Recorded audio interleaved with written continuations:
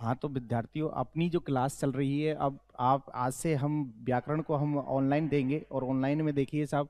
हाँ, भाषा व्याकरण और लिपि अपना जो व्याकरण का जो चैप्टर है कक्षा 12 का, उस 12 के सभी व्याकरण के चैप्टरों को हम लेंगे। तो पहला चैप्टर अपना है भाषा व्याकरण और लिपि। इसके अपने सिलेबस में जो है 2 अंक का पेपर में आएगा, अर्थात इसमें क्या क्या आएगा कि भाषा की परिभाषा आएगी, उसकी इकाई आएंगी, अर्थात भाषा की जो परिभाषा है वो क्या रहेगी, भाषा किसे कहते हैं वो क्या रहेगी, इसकी इकाइयां कितनी होती हैं, अर्थात इकाई क्या क्या होती हैं। तो इन सभी की जानकारी आपको होनी चाहिए और हम इस क्लास में आपका यानी ये जानकारी देंगे कि भाषा से संबंधित कौन कौन सी चीजें आपको पढ़नी है। तो देखिए, भाषा क्या है, भाषा अभिव्यक्ति का माध्यम होती है, अर्थात मनुष्य जब एक के विचारों को दूसरे तक पहुंचाता है तो उसका जो माध्यम होता है वो क्या कहलाता है, भाषा कहलाता है। भाषा अभिव्यक्ति का माध्यम होता है, अर्थात भाषा क्या होता है साहब, अभिव्यक्ति का क्या होता है, माध्यम होता है, अभिव्यक्ति का क्या है, माध्यम होता है। तो अब देखिए, मैं आपको इसी हिसाब से पहले समझा देता हूं, समझाने के बाद मैं आपको पूरे पेपर में प्रश्न जो बनते हैं किस तरीके से बनते हैं, उनकी परिभाषा सारी चीजें आपको बताएंगे। आपके जो प्रश्न बनते हैं, अपने जो 12वीं का उच्च माध्यमिक परीक्षा का जो पेपर होगा उसमें आपने पहले विकल्प आएंगे, विकल्प में 2 प्रश्न भाषा से संबंधित आएंगे और फिर रिक्त स्थान में पूरी ग्रामर दी जाएगी। तो अपनी जो व्याकरण है वो ग्रामर जो है वो खाली स्थान में आएगी। तो देखिए, भाषा व्याकरण और लिपि, तो भाषा क्या है पहले मैं आपको वैसे बोलकर सुना रहा हूं कि भाषा अभिव्यक्ति का माध्यम है। भाषा भाष धातु से बनी है जिसका अर्थ होता है व्यक्त करना, वाणी को व्यक्त करना। तो किसी भी मनुष्य के हृदय में जो विचार उत्पन्न होते हैं उन्हें जिन ध्वनि संकेतों से प्रकट किया जाता है उसे क्या कहते हैं, भाषा कहते हैं। तो भाषा अभिव्यक्ति का माध्यम है। तो ये हमारे यहाँ 2 नंबर का चैप्टर है। आप देखिए, भाषा के बारे में मैं आपको बेसिक जानकारी दे देता हूँ। भाषा शब्द की जो उत्पत्ति है वो भाष शब्द से हुई है, अर्थात भाषा शब्द की जो उत्पत्ति हुई है वो किससे हुई है, भाष शब्द से हुई है, भाष शब्द से हुई है। ठीक है ना। हाँ, और इसका अर्थ होता है प्रकट करना या व्यक्त वाणी, अर्थात इसका जो अर्थ होता है या तो होता है प्रकट करना या फिर होता है व्यक्त वाणी, व्यक्त वाणी। तो भाषा का जो शाब्दिक अर्थ होता है वो प्रकट करना या व्यक्त वाणी होता है। फिर इसकी परिभाषा आती है। तो परिभाषा है भाषा वह साधन है, अर्थात भाषा वह साधन है। भाषा वह क्या है साहब, साधन है। भाषा कैसा है, साधन। भाषा क्या है, एक साधन है। और ये क्या करती है सब, भाषा वह माध्यम है जिसके भावों और विचारों को क्या किया जाता है, सुगमता से समझा जाता है या एक दूसरे को प्रकट किया जाता है। तो आप और हम समझ गए कि क्या होगा, अभिव्यक्ति का माध्यम, अर्थात अभिव्यक्ति का जो माध्यम होता है वो क्या कहलाता है, भाषा कहलाता है। ये बात आपके समझ में होनी चाहिए। और अभिव्यक्ति अर्थात भाषा का अगली परिभाषा जो है, भाषा उच्चारण अवयवों से उच्चारित ध्वनि की वह व्यवस्था है जिसके द्वारा किसी समाज अर्थात किसी भाषा समाज के लोग आपस में विचारों का क्या करते हैं, आदान प्रदान करते हैं। तो आपको भाषा के बारे में मैंने बताया कि भाषा भाष धातु से उत्पन्न हुई है जिसका अर्थ होता है प्रकट करना, व्यक्त करना या बोलना। ठीक है ना। भाषा अभिव्यक्ति का माध्यम है जिसके अपने विचारों को दूसरे तक पहुंचाया जाता है, अर्थात विचारों के आदान प्रदान का जो माध्यम है, जो साधन है, वो क्या कहलाता है, भाषा कहलाता है। तो ये आपको परिभाषा समझ में आ गई। 2 परिभाषा मैंने आपको दी है कि भाषा वह साधन है जिसके माध्यम से हम भावों या विचारों को एक दूसरे तक पहुंचाते हैं। तो देखिए सब भाषा, अब अगला जो आता है कि भाषा, जो भाषा के प्रकार कितने होते हैं, तो भाषा के 3 प्रकार होते हैं सब। भाषा के कितने प्रकार हैं, 3 हैं, मौखिक, लिखित और सांकेतिक।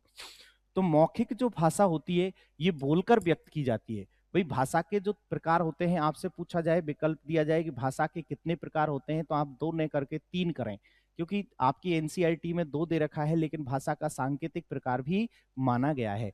तो भाषा के 3 प्रकार होते हैं। पहला होता है मौखिक, अर्थात मौखिक जो भाषा होती है जिसे बोलकर व्यक्त किया जाता है।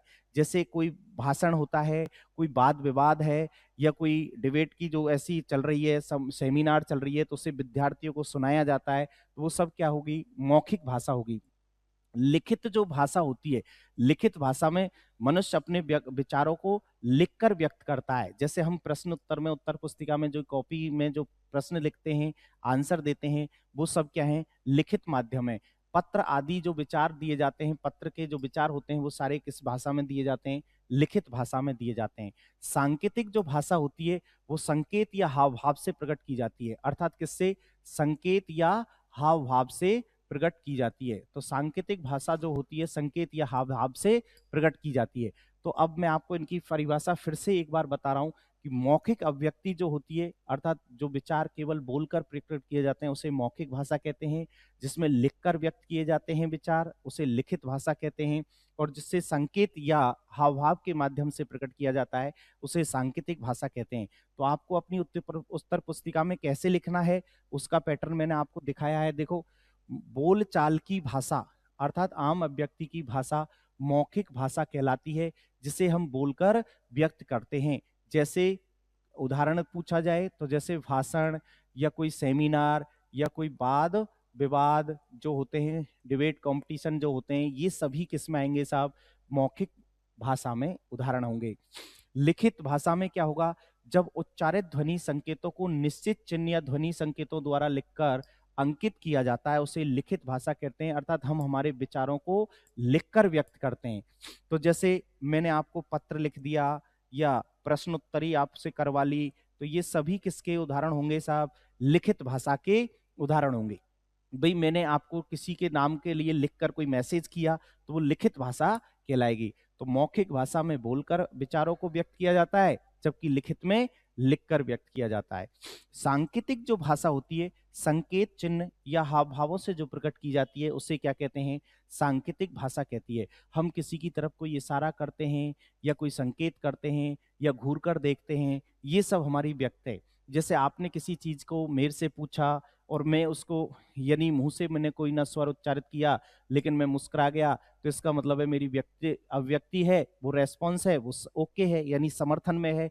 यदि मैंने आपकी तरफ घूर के देख लिया तो इसका मतलब है मैं उस बात के असमर्थन में हूं। तो संकेत अर्थात संकेत या चिन्हों के आधार पर जो भाषा होती है, संकेत या हाव भावों से जो भाषा प्रकट की जाती है वो कौन सी भाषा कहलाती है साहब?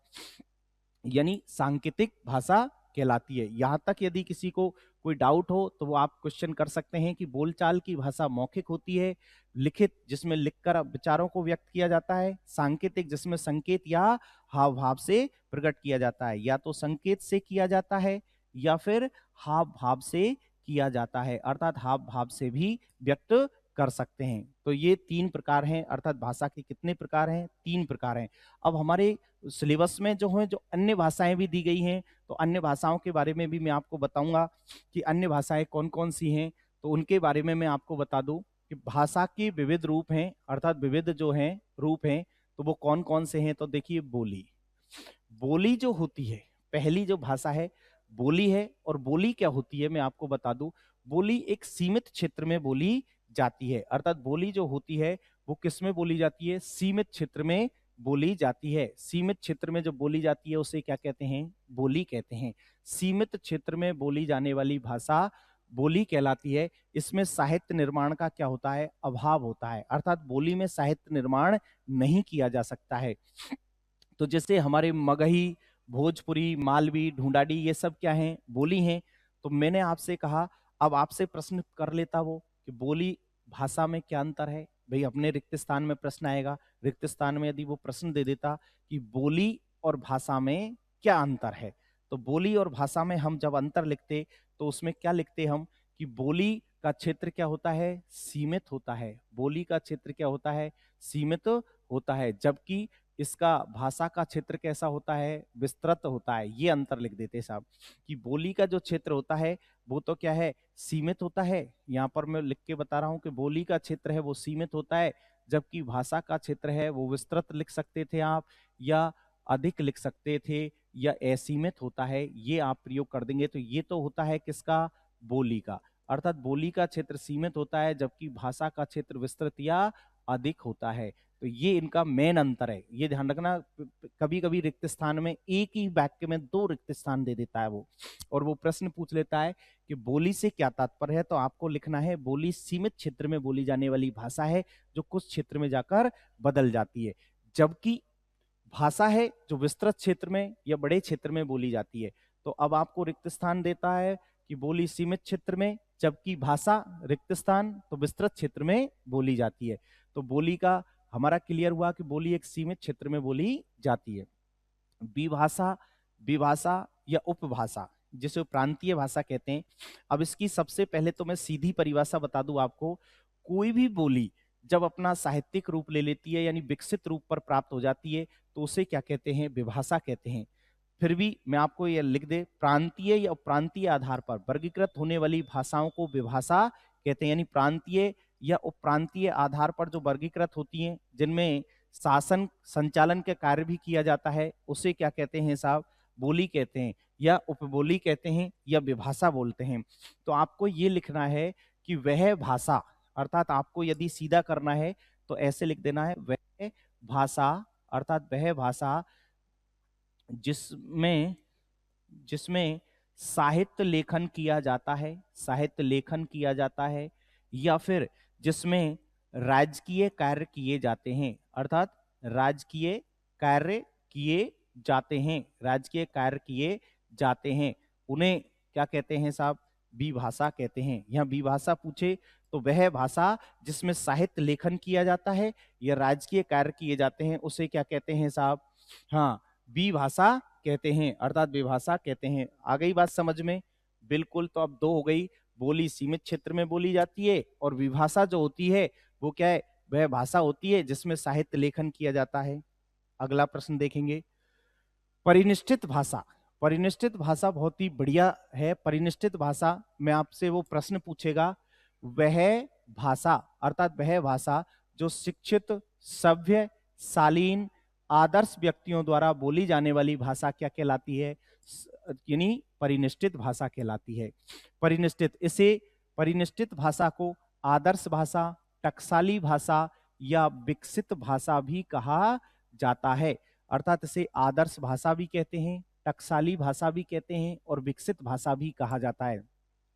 परिनिष्ठित भाषा वह भाषा है जो शिक्षित, अर्थात जो शिक्षित लोगों द्वारा, ठीक है ना, सभ्य लोगों द्वारा या किसी और जैसे आदर्श व्यक्तियों द्वारा जो बोली जाती है उसे क्या कहते हैं, परिनिष्ठित भाषा कहते हैं।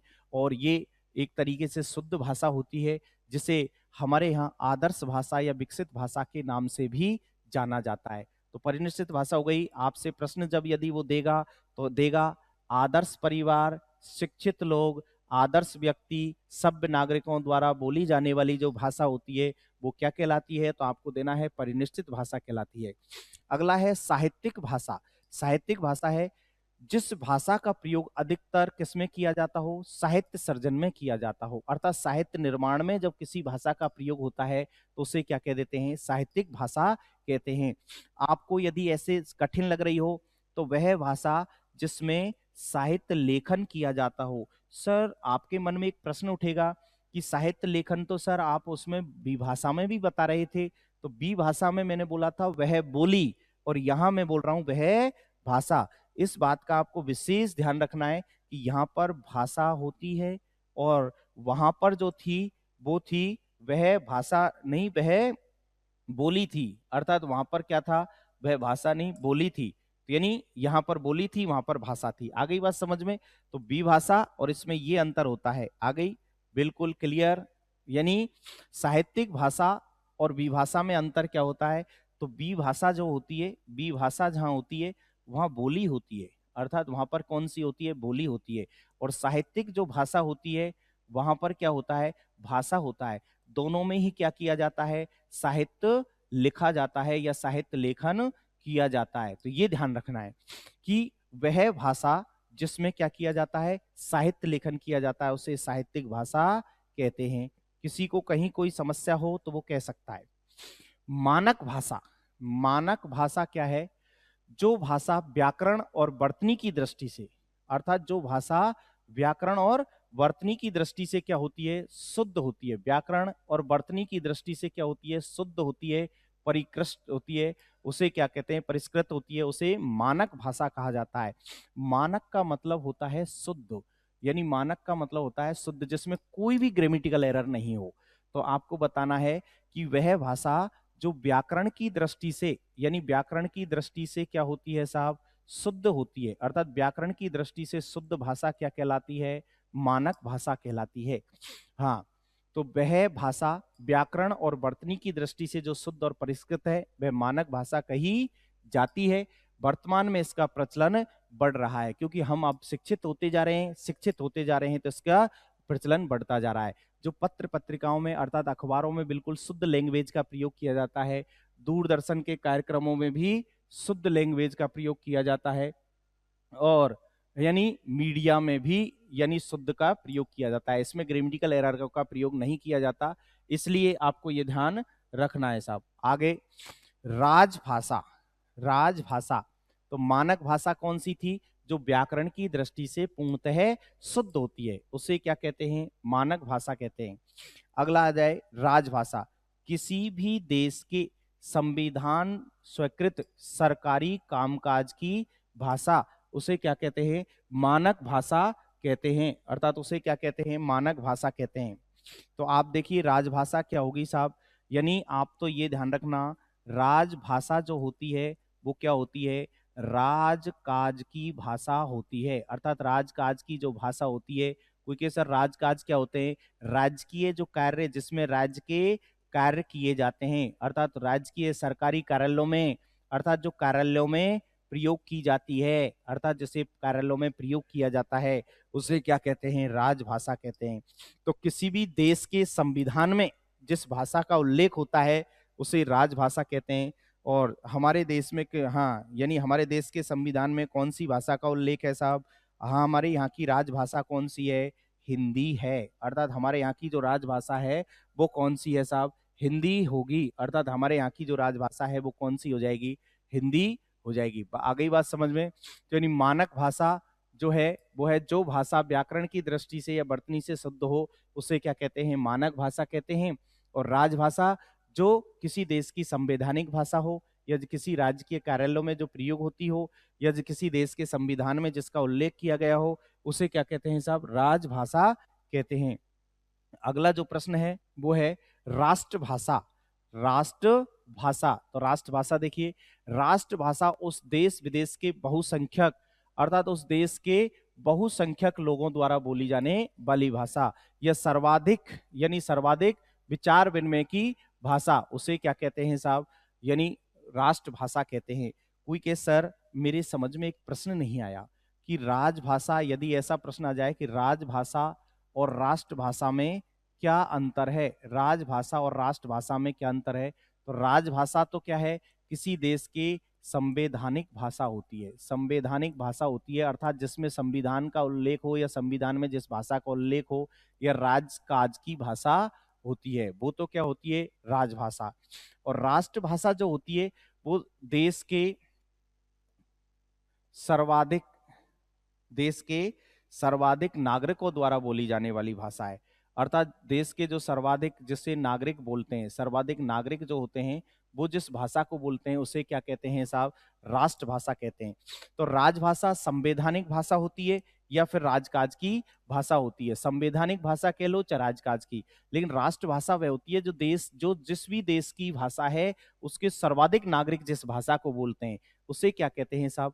राष्ट्रभाषा कहते हैं। तो राजभाषा संवैधानिक भाषा, राष्ट्रभाषा जिसे देश के सर्वाधिक नागरिक बोलते हैं। तो ये हो गई साहब राष्ट्रभाषा। आ गई बात समझ में? राष्ट्रभाषा किसी भी देश के सर्वाधिक नागरिकों द्वारा बोली जाने वाली भाषा राष्ट्रभाषा कहलाते हैं। और हमारे यहाँ की जो राष्ट्रभाषा है वो भी क्या है? हिंदी है। इसलिए आपके बड़ा कंफ्यूज होता है कि भाई राजभाषा भी आपकी हिंदी है और राष्ट्रभाषा भी आपकी हिंदी है, इसलिए आपको ये बड़ा कंफ्यूजन रहता है। अब आती है साहब आपकी अंतरराष्ट्रीय भाषा। अंतरराष्ट्रीय भाषा के बारे में देखें तो अंतरराष्ट्रीय भाषा के बारे में, तो अंतर वह भाषा जो एक देश से दूसरे देश के पत्र व्यवहार में प्रयोग की जाती है, अर्थात हमारे देश से जो विदेशों में जो पत्र भेजे जाते हैं उसके जो पत्र व्यवहार की जो भाषा है, अर्थात पत्र व्यवहार की जो भाषा है वो कौन सी भाषा है? अंतरराष्ट्रीय भाषा है। अर्थात आप तो ये जानना, भारत से जो यानी पड़ोसी देशों से जो संबंध बनाने के लिए जो पत्र भेजे जाते हैं, अर्थात एक देश से जो दूसरे देश में जो पत्र भेजे जाते हैं उस भाषा को क्या कहा जाता है? अंतरराष्ट्रीय भाषा कहा जाता है। और भारत की जो अंतरराष्ट्रीय भाषा है वो कौन सी है? अंग्रेजी है। अर्थात भारत की जो अंतरराष्ट्रीय भाषा है वो कौन सी हो जाएगी? अंग्रेजी हो जाएगी। आ गई समझ में? तो अब आपको मैं एक बार फिर से बता रहा हूँ कि भाषा के बारे में आपको मैंने बताया था कि सबसे पहले आई थी बोली। तो बोली क्या थी कि सीमित क्षेत्र में बोली जाती थी, अर्थात सीमित क्षेत्र में जो बोली जाती है वो बोली हो गई। फिर आया था बी भाषा।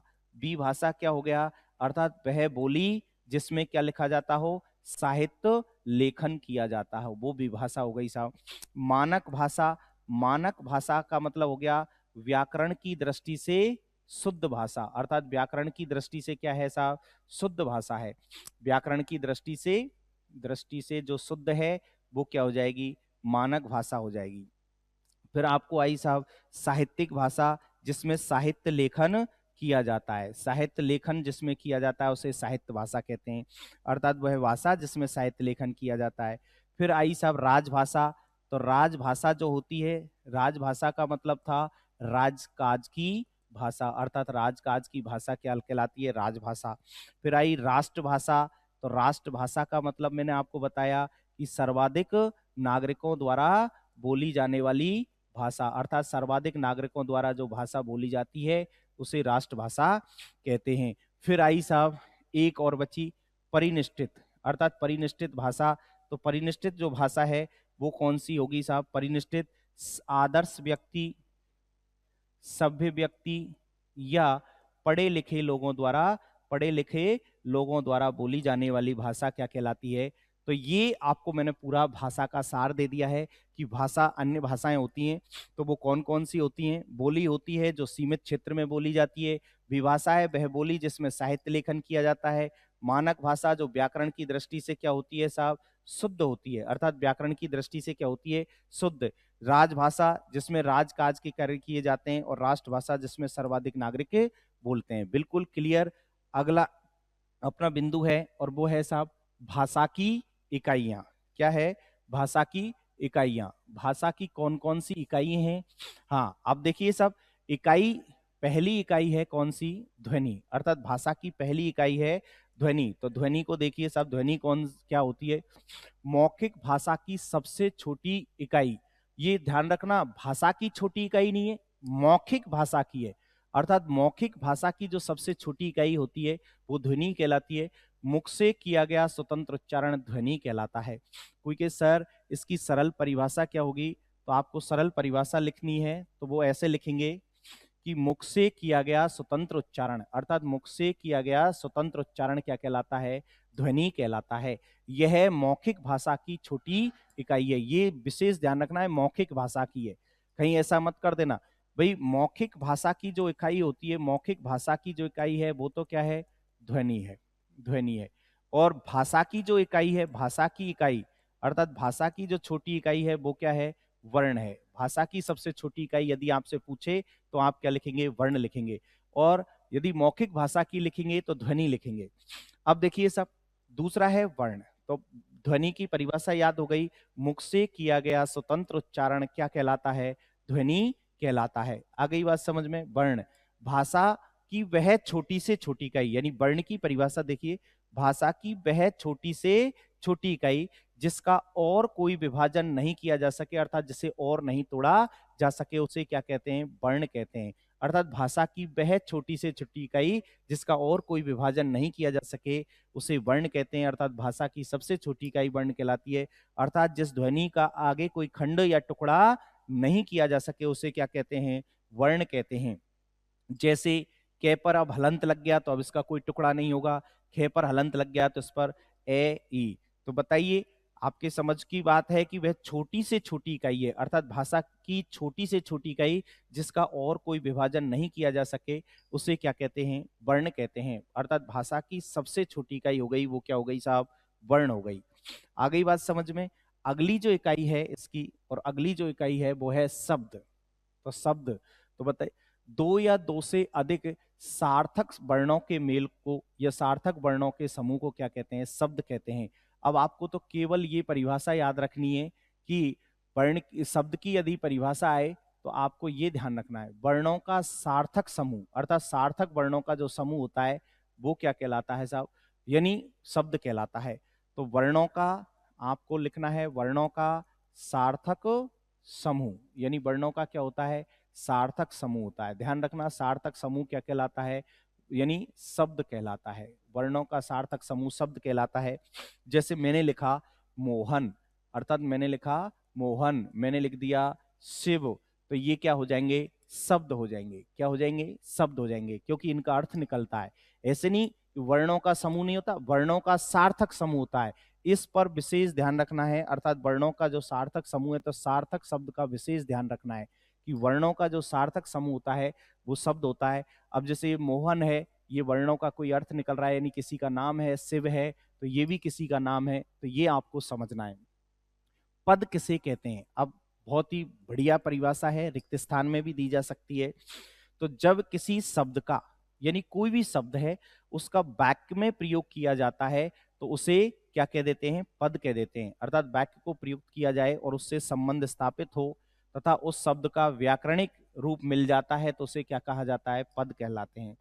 अब सुनिए, मैं आपको फिर से सरल कर रहा हूं, आप फिर से आप देखें कि सीधा आपको लिखना है, जब किसी शब्द का वाक्य में प्रयोग किया जाए तो उसे क्या कहते हैं, पद कहते हैं। अर्थात जब भी किसी शब्द को किस में प्रयोग कर दिया जाए, शब्द को किस में प्रयोग कर दिया जाए, वाक्य में प्रयोग कर दिया जाए, अर्थात शब्द का वाक्य में क्या कर दिया जाए, प्रयोग कर दिया जाए, तो उसे क्या कहते हैं, पद कहते हैं।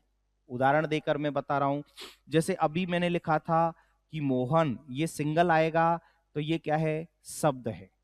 लेकिन ये मोहन पुस्तक पढ़ता है, तो अब मैंने ये मोहन को अंडरलाइन किया, इधर ये मोहन को अंडरलाइन किया, तो ये मोहन जो है अब क्या है, यहाँ पर पद हो जाएगा। क्यों, क्योंकि अब ये किस में प्रयोग हो गया, वाक्य में प्रयोग हो गया।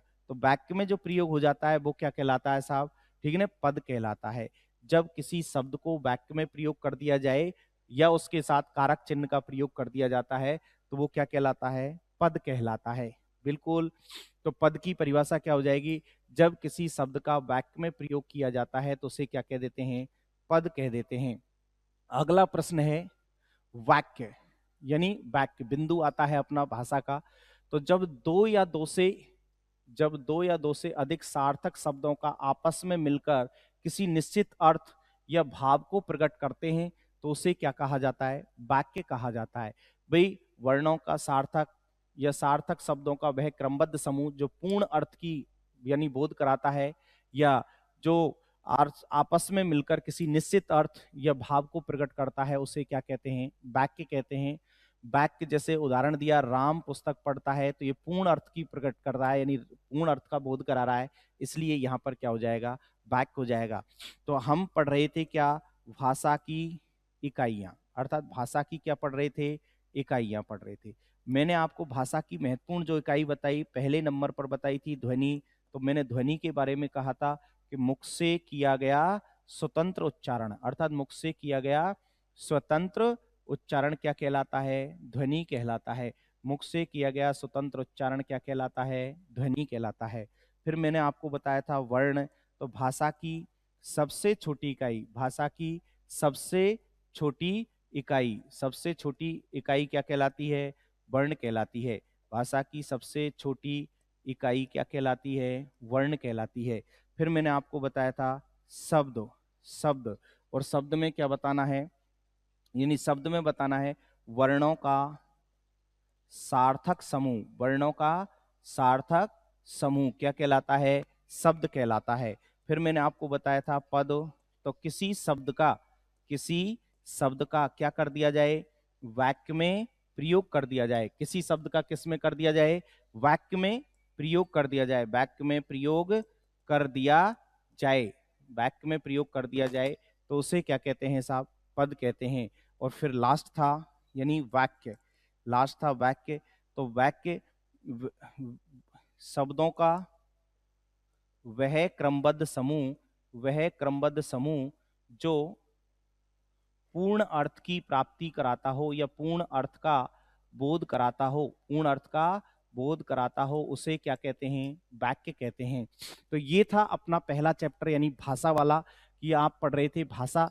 तो भाषा में हमारे थी कि भाषा किसे कहते हैं, अर्थात अभिव्यक्ति का माध्यम भाषा कहलाता है। उसके कितने प्रकार होते हैं, तो उसके 3 प्रकार होते हैं, ये भी आपने पढ़ा। फिर अन्य भाषाएं पढ़ी थी, बोली, मानक भाषा, परिनिष्ठित भाषा, ठीक है। अब आपसे पूछा जाए मातृभाषा किसे कहते हैं, तो माँ परिवार द्वारा बोली जाने वाली जो भाषा होती है वो कौन-सी हो जाती है? मातृभाषा हो जाती है। तो ये आपका पहला चैप्टर था, पहले चैप्टर की ये क्लास थी और ये क्लास आपकी पूरी तरीके से यानी कंप्लीट कर दी गई है। जो भी डाउट हैं आप ऑफ़लाइन, ऑनलाइन दोनों क्लासों में संपर्क कर सकते हैं। धन्यवाद।